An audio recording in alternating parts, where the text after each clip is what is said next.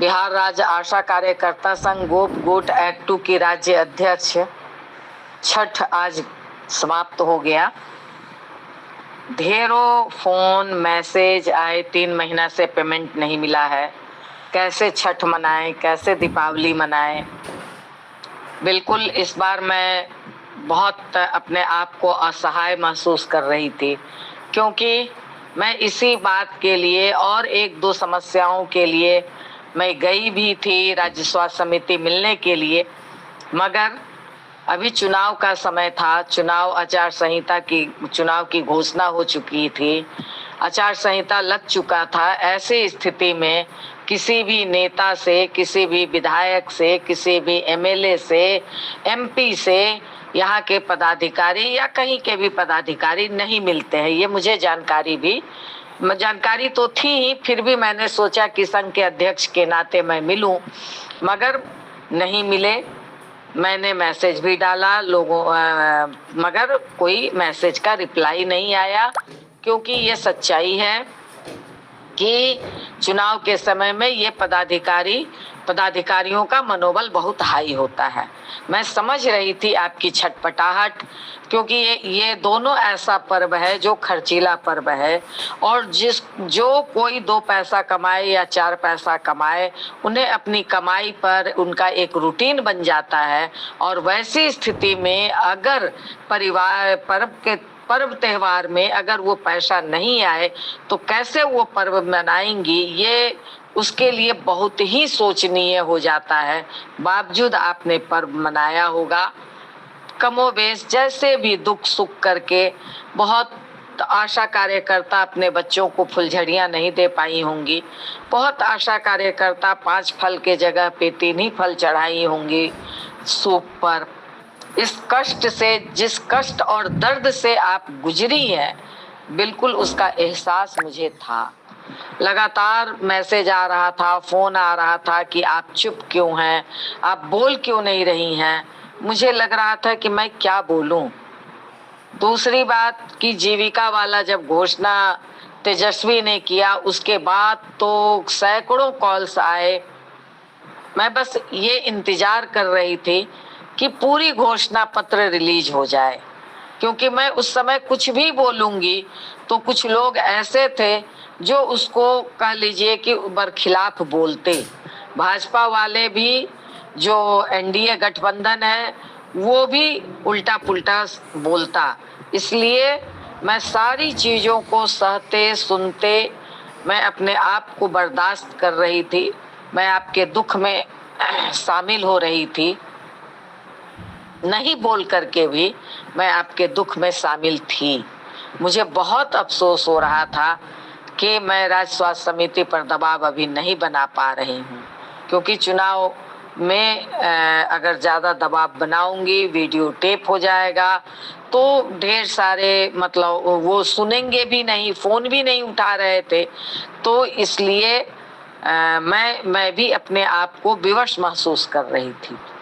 तो मैं इस बात को कहूंगी कि आज महागठबंधन ने अपना पूरा घोषणा पत्र जारी कर दिया है, और उस घोषणा पत्र में कुछ लोग अभी भी बोल रहे हैं कि उस घोषणा पत्र में आशा का और फैसिलिटेटर के लिए कुछ नहीं है, जबकि ठीक है, जो उसका बुलेट पॉइंट है उसके नीचे जो विस्तार से दिया हुआ है कैटेगराइज करके, मैं उसका स्कैन करके आप लोगों को भेज रही हूँ।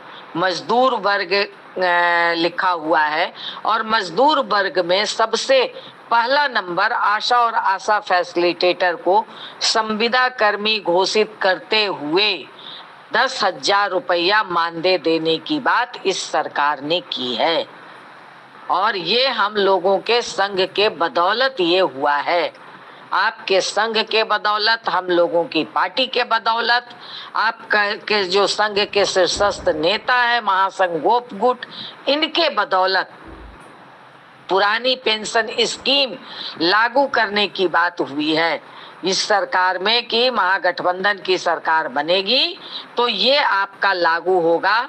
और कोई, कुछ लोग कह रहे हैं कि कम लागू हुआ, ज्यादा लागू हुआ, जबकि पिछली बार सरकार ने कहा था कि हमारी सरकार बनेगी तो आपका मानदेय दुगना, आपका जो राज्य सरकार पैसा देती है वो हम दुगना करेंगे, जबकि वो 1.5 गुना हुआ था। बात भी हो गई थी मानदेय पर, बावजूद इस सरकार ने मानदेय से पीछे हट गई। तो इसलिए इस सरकार ने साफ साफ, इस सरकार में ये लिखा हुआ है, मैं वो उसका आपको स्कैन करके वो फोटो भी दे रही हूँ कि आशा और आशा फैसिलिटेटर को संविदा कर्मी घोषित करते हुए 10,000 रुपया मासिक मानदेय देने की बात इस सरकार ने की है। और जब संविदा कर्मी आप घोषित हो जाएंगे तो हर साल फिर वो बढ़ता जाएगा आपके मानदेय में। ये बहुत बड़ी बात है हमारी बहनों, आशा और फैसिलिटेटर बहनों, ये बहुत बड़ी बात है। अगर आप संविदा कर्मी हो गए तो अस्थाई हो गए, सरकारी हो गए, तो ये हम इसलिए मैं इस बात का आह्वान करूंगी आपसे कि आपके लिए ये बहुत बड़ी घोषणा है। अगर घोषणा नहीं है, ये करेंगे लिखा हुआ है, किया जाएगा, किया जाना चाहिए नहीं लिखा हुआ है, इसलिए शब्द पर देखिएगा, किया जाएगा। इसलिए इस पर आप लोग बिल्कुल भरोसा रखिए, कोई ना भरोसा की उम्मीद नहीं है। और महागठबंधन ने जितनी बातें की है वो धीरे धीरे सब लागू किया है। सरकार 5 साल के लिए अस्थायी बनती है तो निश्चित तौर पर ये घोषणा आपकी बहुत जल्द लागू हो जाएगी। इसलिए इसमें लेकिन परंतु कुछ नहीं है। जो लोग, कुछ लोग बहकाएंगे, एनडीए गठबंधन वाले बहकाएंगे, जबकि एनडीए गठबंधन की तो डबल इंजन की सरकार थी, केंद्र में सरकार थी, बिहार में सरकार थी, और ये 32 दिन के हड़ताल में मानदेय शब्द समझौता लिखित हुआ था। बावजूद इस सरकार ने, एनडीए सरकार ने, भाजपा का मंत्री था, नीतीश कुमार मुख्यमंत्री थे, बावजूद इस समझौते को लागू नहीं किया, मानदेय शब्द नहीं दिया। इसको जरूर याद रखिएगा। छोड़ दीजिए जीविका में कितना क्या घोषणा हुआ है, नहीं हुआ है, मैं इसको अपने मैसेज के माध्यम से बहुत ज्यादा कुछ नहीं कहूंगी। वो इसलिए घोषणा हुआ क्योंकि नीतीश कुमार ने जो 10-10 हजार भेजा है तो उसके बरखिलाफ एक घोषणा इसको किया गया है, क्योंकि सरकार बनाने के लिए आपको सबको लेकर के चलना पड़ता है। इसलिए उसमें आशा के लिए भी है, फैसिलिटेटर के लिए भी है, विद्यालय रसोइया के लिए भी है, ममता के लिए भी है। इसलिए आपकी साथी है ममता, आपके साथ काम करती है, ममता को भी इस बात को कहिए कि आपके लिए भी सरकार ने 6,000 रुपये की घोषणा की है। तो इस बात को आप ध्यान दीजिए और इस सरकार के, महागठबंधन के पक्ष में मत अपना कीजिए और मत करवाइए।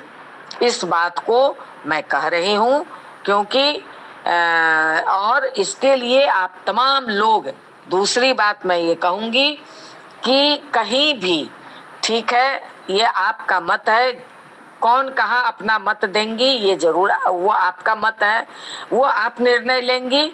मगर जिस सरकार ने आपके लिए घोषणा किया है घोषणा पत्र में, इस पर आप जरूर गंभीरता से सोचिएगा। महागठबंधन, जहां जो भी उम्मीदवार हैं महागठबंधन के, उनके पक्ष में आप खड़े होइए, लोगों को जरूर खड़ा करवाइए। और मगर इसके लिए मैं, जो लोग भी, वो चाहे किसी गठबंधन, हो सकता है कि बहुत सारे लोग अपने दूसरे गठबंधन में भी हों, कुछ लोग अपने उस गठबंधन में भी हों, मगर किसी का भी झंडा और बैनर आप नहीं लेंगी, ड्रेस में आप किसी का प्रचार नहीं करेंगी। क्योंकि अगर इसका वीडियो बन जाएगा, अगर इसका आपका ये बन जाएगा, फोटो कोई ले लेगा, तो फिर वो उस पर एक आचार संहिता का केस हो जा सकता है। इसलिए किसी पार्टी का भी झंडा बैनर नहीं लेना है। और मगर हमारी ड्यूटी है, हम अपने कार्यक्रम के बाद, हम अपने ड्यूटी के बाद हम कहाँ खड़े हैं, ये हमारी राइट है, हम किसको वोट देंगे ये हमारा राइट है, ये हमारा अधिकार है। हमको कोई नहीं कह सकता कि आप ये काम नहीं कर, क्योंकि हम अपना, मैं इस बात को साफ साफ कहूंगी कि अगर आप चाहते हैं कि आपको संविदा कर्मी घोषित किया जाए, आपका जो बिहार सरकार पैसा देती है वो 10,000 रुपया कम से कम बिहार सरकार 10,000 से शुरू करे, तो आप निश्चित तौर पर महागठबंधन के पक्ष में खड़े होंगी, लोगों से अपील भी करेंगी खड़े होने का। ये मैं फिर से एक बार यही मैं कहना चाहती हूँ, और इसी दिन का मैं इंतजार कर रही थी। ढेरों बात आ रहे थे, बहुत तरह के गलत आरोप भी हमारे ऊपर लग रहा था, मैं सब चीज बर्दाश्त कर रही थी। मुझे अब मैं क्या बोलूं, अब मैं लीडर हूं तो बहुत कुछ सुनना पड़ता है, बर्दाश्त करना पड़ता है, मगर हमारे ही बीच से कुछ लोग उल्टा सीधा बोलते हैं, बहुत तरह की बातें बोलते हैं, जो कभी कभी आदमी को अपने कोई भी लीडर है उसको भी सेंटिमेंट में लगता है कि जिसके लिए दिन रात आदमी लगा रहता है, जिसके लिए दिन रात मेहनत करता है, जिस आशा कार्यकर्ता को बिहार में क्या किस स्थिति में आशा कार्यकर्ता थी और वहां से आंदोलन करके, संघर्ष करके, लड़ाई लड़ करके आप तमाम लोगों के सहयोग से पूरे बिहार की आशा और फैसिलिटेटरों के संघर्ष के बदौलत आपके आंदोलन का हम लोगों ने नेतृत्व किया। महासंघ गोप गुट, बिहार राज्य आशा कार्यकर्ता संघ गोप गुट ने आपके आंदोलन का नेतृत्व करते हुए आप समझ लीजिए कि आपके लिए कोई एक सरकार के घोषणा पत्र में, एक गठबंधन के, महागठबंधन के घोषणा पत्र में इतनी बड़ी जगह अगर आपको मिल रही है तो वो आपका आंदोलन है और महासंघ गोप गुट भाकपा माले की ये बड़ी देन है।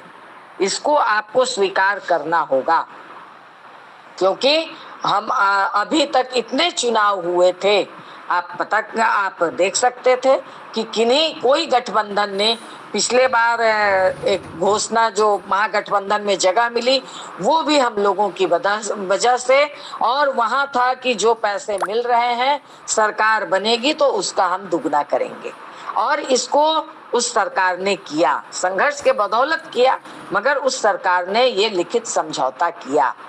इसलिए और अब आप समझ लीजिए कि दूसरी बार में आपको संविदा कर्मी करने की बात हो रही है, 10,000 रुपये की बात हो रही है, ये कम बड़ी बात नहीं है। इसके पहले किसी भी पार्टी के घोषणा पत्र में ये बातें नहीं आती थी। अगर मैं उस समय, क्योंकि इसको घोषणा पत्र में लाने में हम लोगों की बहुत बड़ी भूमिका है, ये मैं जानती थी कि ये आने जा रहा है, बावजूद अगर मैं इस बात को बिना आए पहले कहती, लोग विश्वास नहीं करते, इसलिए मैं इस दिन का इंतजार कर रही थी।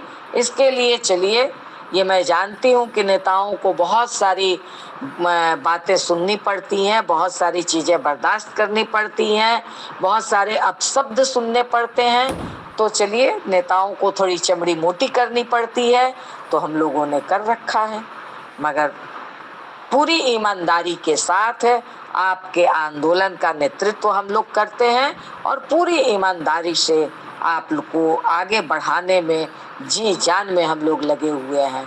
मगर आप अगर महागठबंधन की सरकार अगर बिहार में बनेगी तभी ये चीज़ें लागू होंगी।